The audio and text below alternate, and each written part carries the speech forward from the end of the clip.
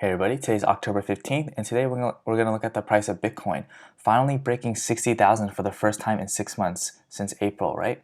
And of course, we have a bit of a pullback, of course, not surprising after hitting a strong psychological number, right? $60,000, this is what we predicted last time, right? We saw that if we were able to hold 50,000, consolidate, take supply off the market, then we would have a nice push up higher to re-challenge the previous all-time high. I also said that 60,000 might present a short-term resistance, right? Because of course we rejected off 60,000 a couple times over here, right? And of course the all-time high of 65,000. So of course I think that 60,000, it's really great that we've broken above that, but of course there might be some short-term resistance like we are seeing right now. But if we look, 60,000 is right here, and this is a 1-minute chart. So over the last 30 minutes, we actually broke above all the way up to $60,300, and then of course there's it's gonna be some volatility when we hit such a strong psychological number, right? So the question is Bitcoin going to continue up higher and challenge the 65,000, which is our previous all-time high, and why is it moving up, right? And before we begin this discussion, please read this disclaimer, and you can pause this video as you read it. Hey, so yesterday we had some major news. Late in the day, we had there was a report from Bloomberg that the SEC will likely not challenge the upcoming Bitcoin Futures ETF, right? So ProShares is on the verge of getting they've applied to have a Bitcoin Futures ETF, which is basically an ETF, exchange traded fund, that is backed by Bitcoin Futures of the CME, right? CME right here. This is the CME futures, which is right now 60,000. So right now the CME, starting from a couple of days ago, has been leading the market, and in anticipation for this approval, right? And they have until next Monday to object. The SEC has until next Monday to object to this Bitcoin Futures ETF, but people are saying that this is likely going to pass, and so there's a lot of optimism around what's to come in the next 40 to 72 hours. And so if the SEC approves, we could see even more of a run-up, not only going into the event over the weekend, but also it could be in another positive catalyst that could take us all up to new all-time highs, right? Breaking this 6-month drought where we just basically went sideways after a 55% drawdown. So let's look at the news a little bit more.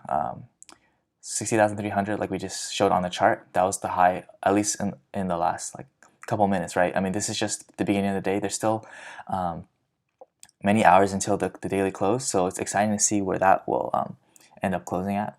But hopefully we are able to close above 60,000 by the end of the day. It'll be very, very bullish. So there's a lot of it's ETFs, Bitcoin ETFs, and this has been going on for a while, right?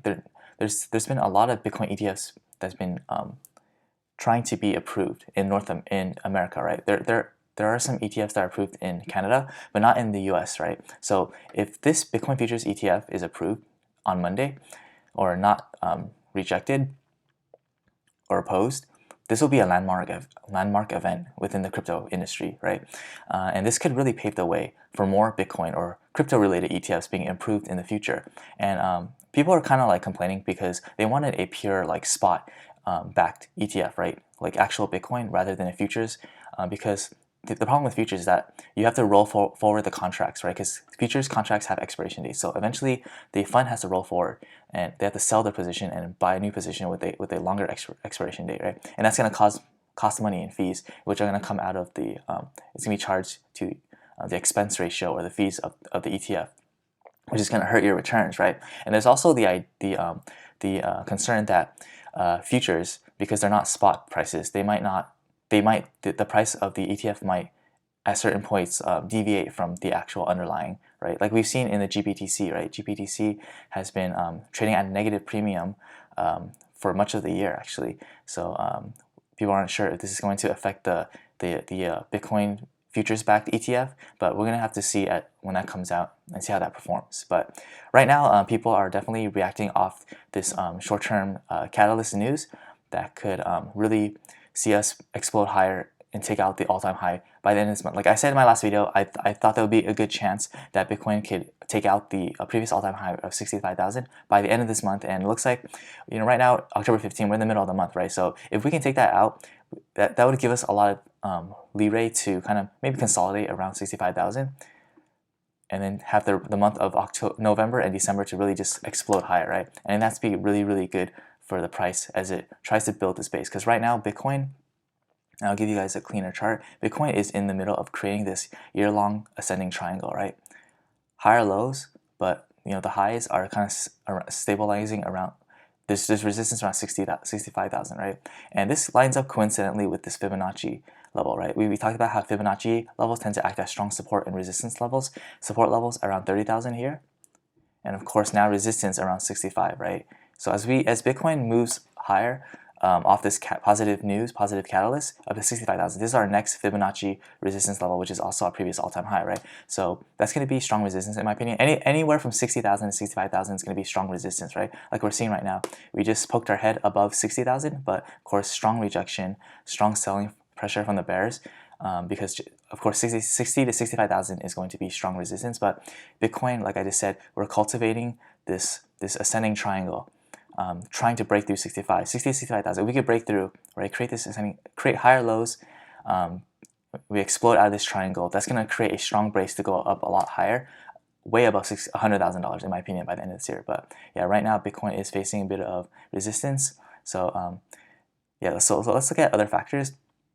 Besides Fibonacci, there's also moving averages, right? Moving averages are important because moving averages generally will tell us what the trend of Bitcoin is in the long term, right? We want to see the silver line above the gold line, above the blue line in a strong bullish uptrend, right? Like we saw in the late quarter four of 2020 to April of 2021 this year, right? The silver line being the 50-day moving average, the gold line being the 100-day moving average, and the blue line being the 200-day moving average, right? Right now, we have one more cross that's about to happen within the next couple of days, maybe over this weekend, right here, right? The 100-day moving average, the gold line, is about to cross above the blue line, which is the 200-day moving average. Once we have that happen, we'll have a bullish posture of silver above gold above blue, like we had here, and that could be the start of a strong uptrend break. And this is great because this is happening right as we approach all-time high, right? And if we can break the all-time high, have a cross over here, then that's going to be very bullish, technically speaking, right? So now that we have the price action and the volume's looking pretty good, we're seeing a lot more volume coming in, which is also helping to drive these oscillators into positive territory, right? We want to see these oscillators do well because we don't want to keep seeing a downtrend in the oscillators as the price goes up, because that's a bearish divergence, right? And we saw that earlier this year where the price of Bitcoin kept going up, but the oscillators came down. We saw something very similar just in the summer of this year. But now that we're breaking down this downtrend, it's really great because we want to see now the MACD kind of overtake this and continue up higher, right? Along with a positive green histogram bar print, and that's going to be very good. As long as there's more buyers coming in, this is going to tell us that there's buying momentum and not distribution, right? Same thing with here, right? Earlier this year, we saw the RSI move down, making lower highs as the price of Bitcoin continued to go up higher, which was a bearish divergence, and that led to a 55% correction. And in the summer, we also saw something similar with the price of Bitcoin going up as the momentum RSI kept going down. And of course, we had that correction in September, which was a result of that this indicator telling us, right? But now that the downtrend has been broken by this strong price action in the past, this month, right, the last 15 days, RSI is now in above 70 overbought territory, right? Not necessarily a bad thing because look, when we had this strong uptrend, we also had a long period of being above 70, right? Just here, this is when Bitcoin had this spectacular run in quarter four to early quarter two of this year. So these oscillators can remain overbought signal for a while, even as the price of Bitcoin continues to go up higher, right? But yeah, right now we are like seesawing between 60,000 and 59,000. Of course, there's going to be resistance, but Bitcoin holding up pretty strong. As long as we stay above 59,000 in the short term, I do think that 60,000 will be reclaimed, right? And the stock market is doing quite well today, which is helping a lot as well. So stock market has been in a bit of a correction, and the Bitcoin market tends to follow the stock market, especially the tech stocks, right? These growth stocks, Nasdaq, it follows the Nasdaq very quickly because Bitcoin, like growth stocks is very risk on, meaning that when people are willing to take risks, they're willing to buy Bitcoin. When they're afraid of risk, they're willing to buy more value stocks, right? Or maybe just go into cash, which makes the dollar stronger. But right now, people are willing to take a risk, and you're seeing the price of Bitcoin go up. And the mining stocks, and of course MicroStrategy, which holds a lot of Bitcoin, is doing well today. And everything across the board in the crypto space is doing very well. So that's technicals. Let's look at some of the fundamentals, right? On-chain hash rate is still going in a upward direction, but we really want to see the hash rate explode higher and reclaim the previous all-time high, which is on April 14th, which is also the previous all-time high in terms of the price, right? Back in April 14th, here just below $65,000. So but the good thing is that we're starting to see, we're overall seeing the the hash rate recover. So as long as the hash rate recovers, the price of Bitcoin should fall as well. Fear and greed index in greed, but not in extreme greed, which gives us more upside, room for upside, right?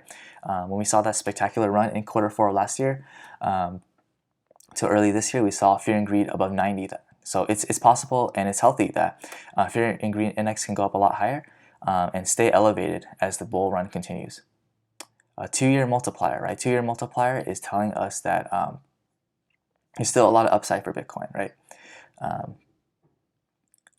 Bitcoin has been basically going sideways as these upper boundary has been going a lot higher, giving us a potentially higher exit signal, right? As the price of Bitcoin continues to recover, and eventually it will reach the upper boundary and break above and overshoot it, like we had in the previous 2 cycles here, 2017 and 2013, right? Double top here. We might see a double top here, perhaps finally breaking above. We haven't broken above this line of the upper boundary, which leads me to believe that we are in a mid-cycle correction and that there's still a lot of upside.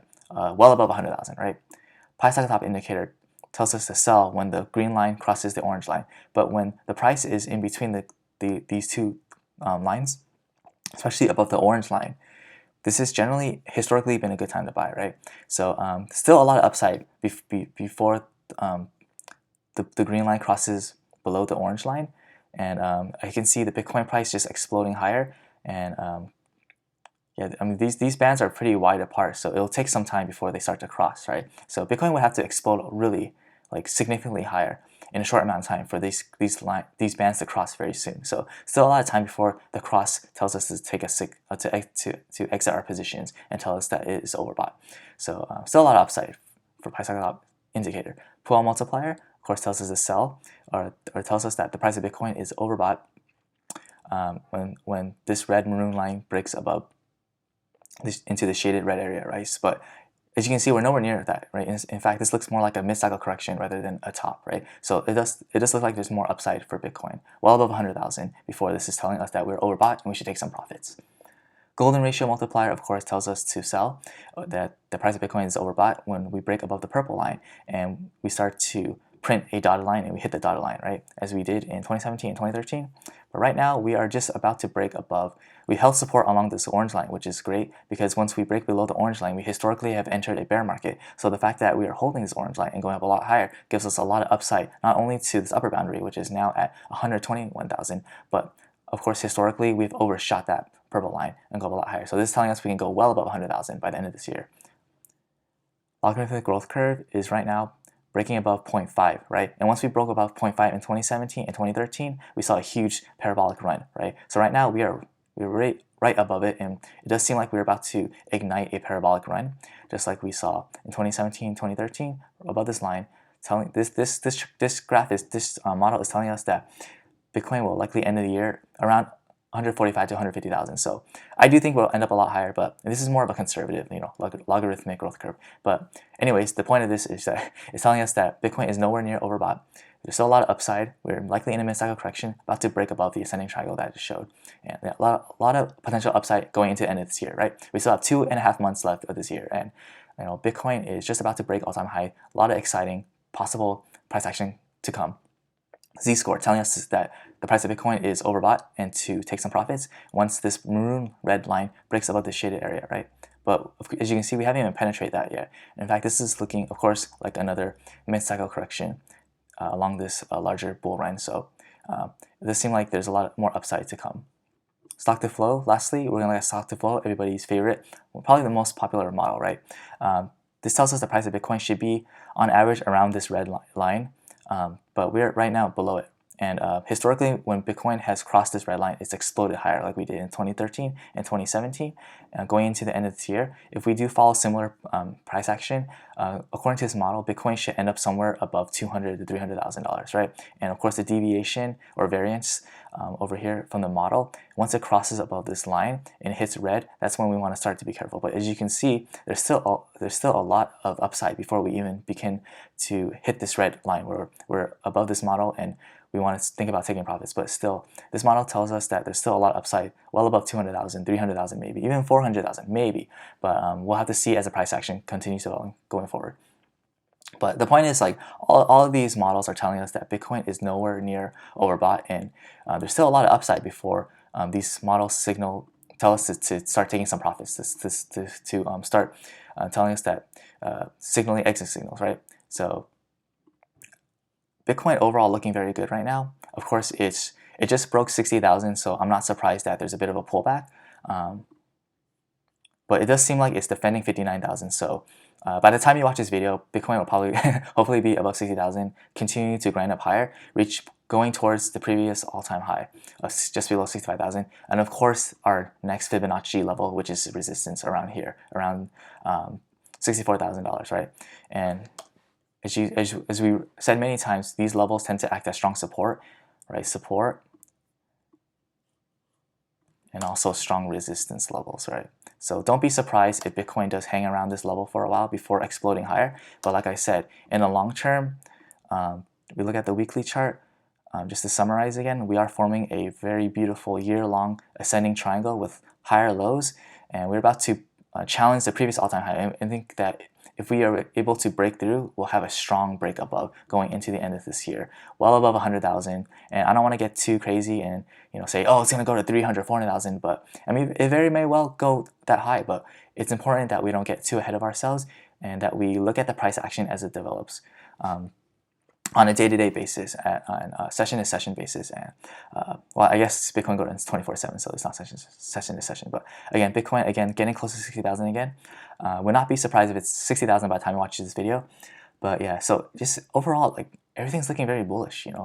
Very optimistic on the price of Bitcoin, especially if we get this ETF, futures-based ETF going forward. This is really great because a lot of people. But no, let me just say that this might possibly be a sell the news event, right? Last time when we had Bitcoin's futures released back in 2017, that started the start of the bear market, right? So people were like, oh, this could be a sell the news event, just like we had in December 2017 when the futures market. And right now we're seeing the futures finally fill this gap that we've had for 6 months, right? So I'm going to adjust this, and hopefully by the end of this weekend, this gap will be filled, and that'll be really great. But the thing is, so yeah, that's something to watch out for, is that Monday, if the ETF is not opposed by the SEC, it'll be approved. And it's going to be the first time we ever had a Bitcoin-related ETF, crypto-related ETF in the US. It's not spot, which is ideal, but futures is better than nothing, right? And futures really could be just the beginning of more Bitcoin or crypto-related ETFs that are approved going forward. So this is why I think that it's sort of 50-50.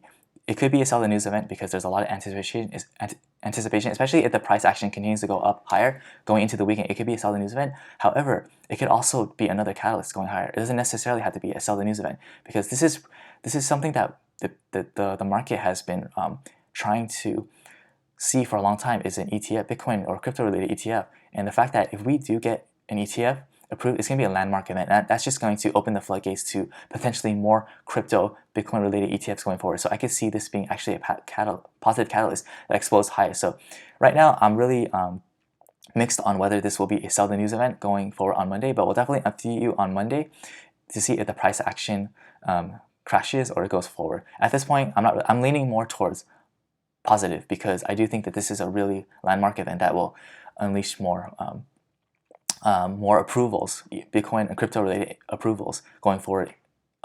However, just be careful. Don't take any crazy leverage bet going into the weekend, because this could be a sell the news event. And of course, we are approaching resistance around 65,000 Fibonacci resistance, but also the previous all-time high in terms of price action, right? And we've been under this 65,000 level for 6 months, and right now we're coming across. So don't be surprised if there's some resistance coming up here. I expect it to go sideways a little bit for a while before exploding higher. And of course, we have November and December, which has historically been in historically bullish months. Bullish years, 2017 and 2013, the best months of those years. So be ready for potentially parabolic move to 100,000 or above in November, December. Of course, it's not financial advice. I don't know for certain that this will happen, but historically, Bitcoin generally will play out that way, right? The last 2 months of a bullish year, 2017, 2013, and now 2021, usually is very explosive, very parabolic. So be careful for very volatile price action. There's definitely exciting times to come through the end of this year, but also be careful that you don't overexpose and risk more than you can afford to lose. And definitely we'll update you on Monday to see how the Bitcoin approval or possible rejection will affect the price of Bitcoin, and we'll definitely update you on the price action going forward. Thank you for watching this video. If you found it helpful, useful, informative, please like this video, leave a comment below, and subscribe for updates. I appreciate all your support. Thank you again, and have a great day.